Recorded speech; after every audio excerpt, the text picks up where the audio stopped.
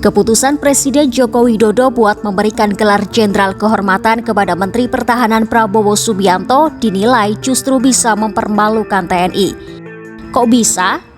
Soalnya Prabowo diberhentikan dari dinas kemiliteran karena terlibat kasus penculikan dan penghilangan paksa sejumlah aktivis pro-demokrasi pada 1997 sampai 1998.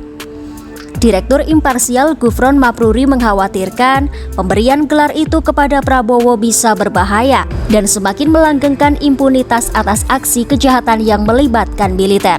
Menurut Gufron, jika Jokowi mengabaikan keberatan para aktivis HAM terkait pemberian gelar Jenderal Kehormatan kepada Prabowo, maka hal itu bakal menjadi noda pada masa kepemimpinannya. Gufron menambahkan, jika langkah ini tetap dilakukan, Jokowi akan dicatat sepanjang sejarah Indonesia sebagai presiden yang memberikan gelar Jenderal Kehormatan kepada terduga pelaku pelanggaran HAM berat di Indonesia. Juru bicara Kementerian Pertahanan Republik Indonesia Dhanil Anzar menyebut rencana penyematan pangkat Jenderal Kehormatan ke Menteri Pertahanan Prabowo Subianto didasarkan atas dedikasi dan kontribusi di bidang militer dan pertahanan. Sehingga Markas Besar TNI mengusulkan ke Presiden Joko Widodo untuk menaikkan pangkat Prabowo.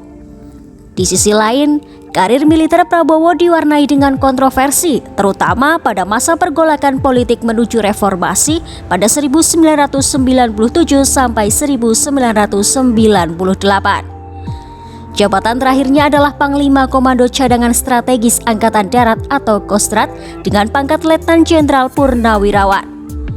Prabowo diduga terlibat kasus penculikan dan penghilangan paksa sejumlah aktivis pro-demokrasi pada 1997 atau 1998. Sampai saat ini, tercatat ada 13 aktivis pro-demokrasi yang masih dinyatakan hilang sekitar 1997 sampai 1998.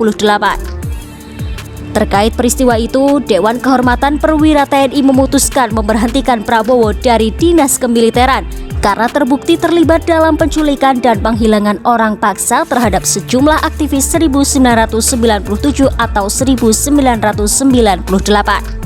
Pada 23 Mei 1998, Presiden B.J. Habibie pun mencopot Prabowo dari jabatannya sebagai Panglima Kostrat, lalu ditempatkan sebagai Komandan Sekolah Staf dan Komando ABRI. Diketahui penculikan aktivis 1997 atau 1998 dilakukan oleh kelompok bernama Tim Mawar yang dibentuk oleh Mayor Bambang Kristiono. Tim Mawar merupakan tim kecil dari Komando Pasukan Khusus atau Kopassus Grup 4 TNI Angkatan Darat. Saat penculikan terjadi, Prabowo berstatus sebagai Komandan Jenderal Komando Pasukan Khusus atau Danjen Kopassus.